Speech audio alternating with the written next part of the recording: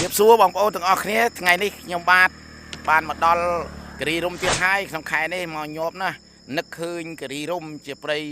អឺឧសៀនដ៏ល្អប្រសើរហើយខ្ញុំមកមើលឆ្នាំក្នុងគិរីរំផងបងប្អូនហើយសុខសប្បាយទេបងប្អូនហើយនៅបន្ទាប់ទៀតបងប្អូនរងចាំខ្ញុំមើលឆ្នាំត្រួតពិនិត្យឆ្នាំដើម្បីបង្ហាញជាធ្វើជាធម្មទានជូនបងប្អូនដើម្បីសុខភាពបងប្អូនហើយបងប្អូនអញ្ជើញទស្សនាក្នុងវីដេអូមួយបងប្អូនណានៅរុក្ខជាតិផ្សេងច្រើនមុខណាបងប្អូនថ្ងៃនេះហើយមកដល់ហើយម៉ោងនេះព្រលឹមដែរបងប្អូនណាហើយដូច្នេះដើម្បីកុំឲ្យខាតពេលវេលាយូរសូមបងប្អូនទៅតាមដានវីដេអូរបស់ខ្ញុំមួយដូចតទៅសូមអញ្ជើញបងប្អូនបាទបងប្អូនថ្ងៃនេះខ្ញុំមកគិរីរំទៀតហើយឡើងញាប់ស្មេតែម្ដងគិរីរំបងប្អូនហើយពីពេញទៅគិរីរំឆ្ងាយដែរបងប្អូនណា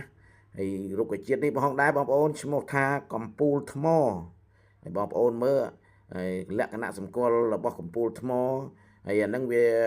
រៀងកម្ពស់បន្តិចបងប្អូនហើយវារៀងសัตว์អង្ក្រងមួយខ្ញុំអត់បានចូលខ្ញុំទាញស៊ូមមកឲ្យបងប្អូនមើលកំពូលថ្មនេះតាក់ទិននឹងអសត់បុរាណខ្មែរយើងកបនឹងជំងឺណាយបាយមិនឃ្លានបាយទេបងប្អូនហើយបើសិនជាបងប្អូនយកកំពូលថ្មនេះយកទៅប្រើគឺយកទៅប្រើសម្បកដើមបងប្អូនបើសិនជាបងប្អូនបាយមិនបានវាធ្វើដាក់តែមួយម៉ាត់ពីរម៉ាត់អញ្ចឹងធ្វើឲ្យដល់កកម្ដងហើយមិននឹកឃើញឃ្លានបាយអីទេបងប្អូនណាចេះតែនៅតែអង្គអញ្ចឹងហើយបងប្អូនយករុក្ខជាតិនេះសម្បកដើមទៅដាក់ពិសាទទួលទានទៅ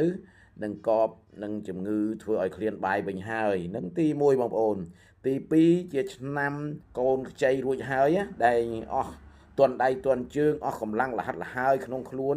ក៏យកសម្បកដើមទៅប្រើដែរបងប្អូនណាហើយកូនខ្ចីរួចហើយវាអស់កម្លាំងធម្មតាទេមាត់ស្លេកស្លាំងអស់កម្លាំងហឹងតិចអញ្ចឹងណាស្ត្រីទន់ដៃទន់ជើងគ្មានកម្លាំងទេ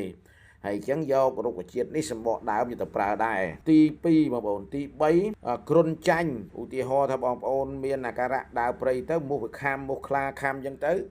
វាធ្វើឲ្យយើងគ្រុនចាញ់ហើយតែយើងគ្រុនចាញ់យើងយកថ្នាំកំពូលថ្មនេះយកទៅពិសាទទួលទានដោយដាក់ស្ងួត15ក្រាមហើយខាងលើនោះខ្ញុំបាននិយាយថាមិនឃ្លានបាយកូនខ្ចីទន់ដៃទន់ជើងនិងគ្រុនចាញ់ហ្នឹងក៏យើងដាក់15ក្រាមដែរស្មើគ្នានេះជំងឺទាំង2 3 4មុខហ្នឹងបងប្អូន4មុខហ្នឹងណាយកទៅប្រើទៅក៏ជំងឺហើយមានន័យថាបកែហើយកំពូលថ្មនេះគេយកសម្បកដើមខ្ញុំបញ្ជាក់ម្ដងទៀតបងប្អូនកុំឲ្យបងប្អូន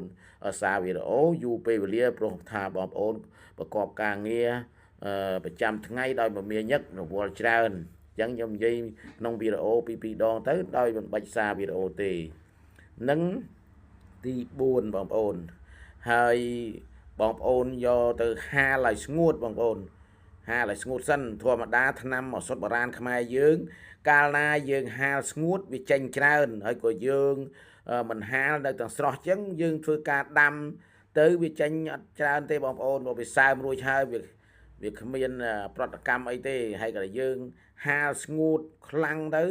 ល្អទៅបើយើងដាក់ដាំទៅវាចេញច្រើនតែម្ដងចង់និយាយចឹងបងប្អូន